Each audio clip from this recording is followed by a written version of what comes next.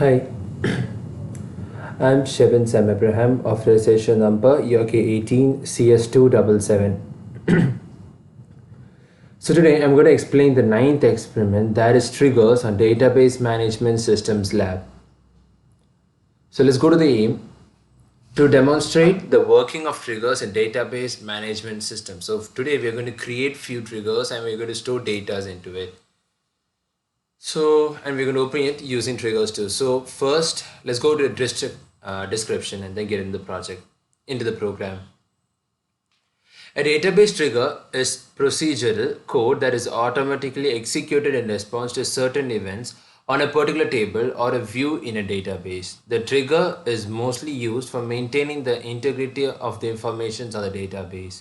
So you means like directly going into the topic. So directly going at the top, we can use a trigger to call the main, we can use a trigger to call the main function, the main table. Like once you're creating a trigger for a table, we just, and if we need to collect some data, we don't need to go directly into the table. We can go to the trigger and ask the trigger to call to get in touch with the details in this table, with the table that has been connected with this trigger. So it's used for maintaining the integrity of the informations on the database. So let's go. Let's go. For the first question, create the following table course code. So you are going for create table with course code of varchar. It will be 15. Course name, that will be varchar of 15. Syllabus varchar of 15, and last number, that will be integers.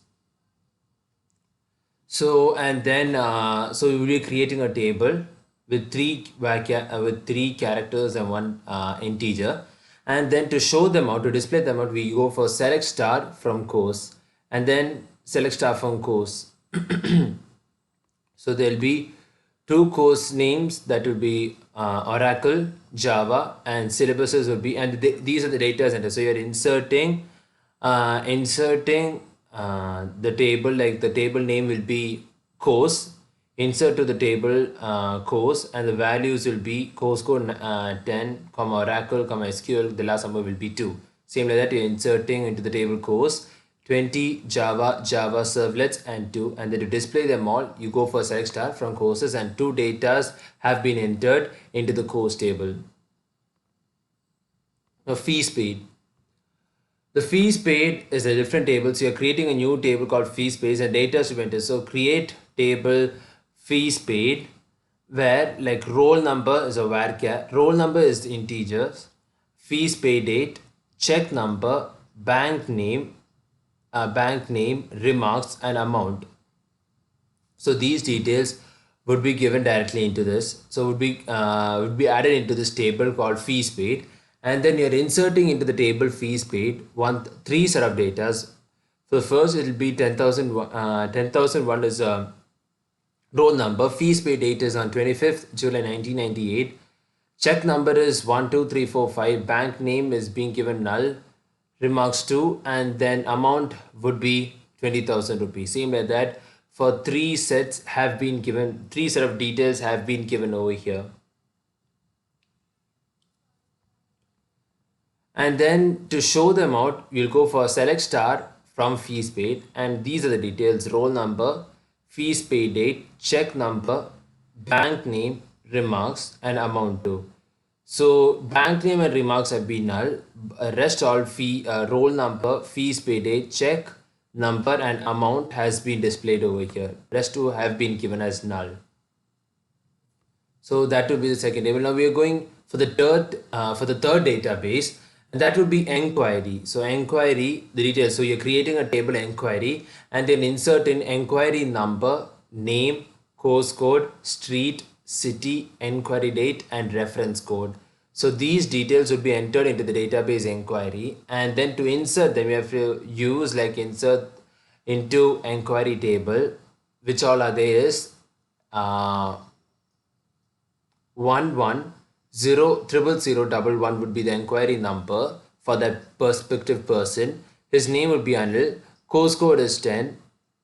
History would be Ramnagar. Street would be city would be Nagpur, Enquiry date will be 1st July 1998 and reference code will be 1001.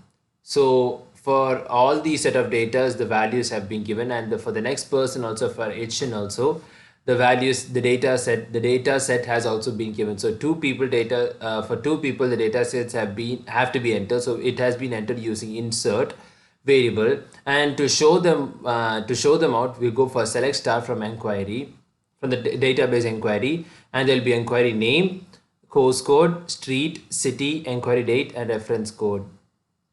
Inquiry name will be 110011. His name would be Anil. Course code, no, I'm sorry. Course code will be 10. Street will be Ramnagar. City will be Nagpur. Enquiry date will be 11 July 1998. And reference code is 1001. Say there for the second person, the details have been entered. So for three databases have been entered, that is enquiry, fees paid, and course. So three databases have been entered. Now we are going to create a trigger. So now is where a trigger is going to work out. So create a trigger to check the validity of course code. Should be of 2 digits, cannot be less than 10 and greater than 99 before a row is inserted in course table. So you have to check the validity of course code. Should be of 2 digits, and it can't be less than 10 and greater than 99 before row is inserted in course table. So you're creating a replace trigger, course code check, check in the course code. So course code check before insert on course for each row when new course code not between. So you're giving you're putting a function over there where course code shouldn't be between, course code should not go less than 10 and greater than 99. Should be between 10 and 99. Begin and raise application, so invalid, so it can like raise applications errors and end. So if it's not, like if you find a course code that is less than 10 or greater than 99, it can be an invalid course code. So it ends over here and then slash. So trigger gets created. So once you go for insert into course code values, 5 web technology and 2. Insert a course code value 5 web technology and 2. So that is getting inserted over here. And 5 web technology and 2, and error at line 1 cause at line 2 you can see that using the trigger they were checking if the course code is between 10 and 99, but what we have entered the course code, just a minute, so what we have entered the course code is 5. So 5 is less than 10 and it's not even a 2-digit number, so it will not be between 10 and 99, so it is an error over there. Now you're inserting course values 25 web technology and 2. So 25 is between 10 and 99, is a 2-digit number, so one row gets created. So to check whether the table is perfect or not, to check whether, like if we are putting out some functions and to find out, we can't just directly go into the database and find it over there. So if there are like 100 set of values entered in a database, and then you're checking for which one is between 10 and 99, it is impossible to check. It's impossible to check for all the data. So we use a trigger and to find out if there's errors created in the database or not. So one row got created because 25 is between 10 and 99. It's a 2-digit variable. So this is 25 web technology and last number is 2. Gets created into the table course and it gets added into the table, into the database. Now we're creating a trigger which does not allow any DML operations over the enquiry table. So we are going for an enquiry, that we are going for the enquiry database if the name of the username is student1. So create or replace trigger, new trigger before. So create or replace trigger, new trigger, because we created already trigger before for course. Now for enquiry database, we are creating a new trigger before insert or update or delete on enquiry. For each row, declare uname varchar of 2. So username, it should be like the user name. If it is student 1 only, there should be no DML operation over the enquiry table. So you're creating a new set, not a new set but a new variable called as uname for varchar of 210. Begin, select username into uname from dual.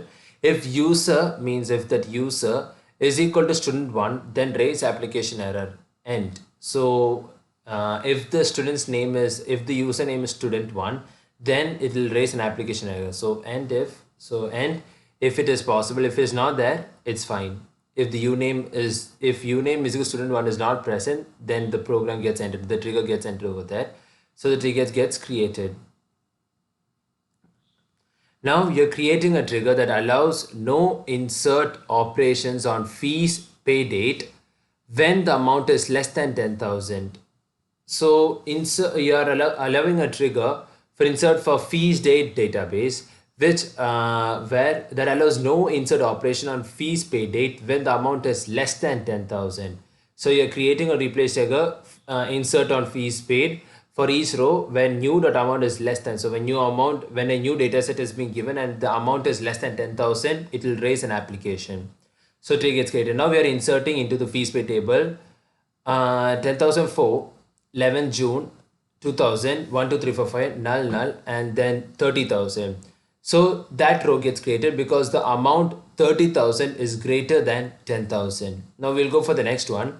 SQL into fees paid 10,005, 13 July 2000, 13246, null, and 9,000. So here the amount paid by this person, the amount paid by the respective person is less than 10,000. So that just be 9,000. So once it is 9,000 less than 10,000, it raises an application error over here. So here it shows that there's an error at line 1 cause it's 9,000 is less than 10,000. So the trigger gets failed over here. Now we go for the next question, that create a trigger to ensure no insert operation to be allowed in an inquiry table when the inquiry date is about 25th August 2017.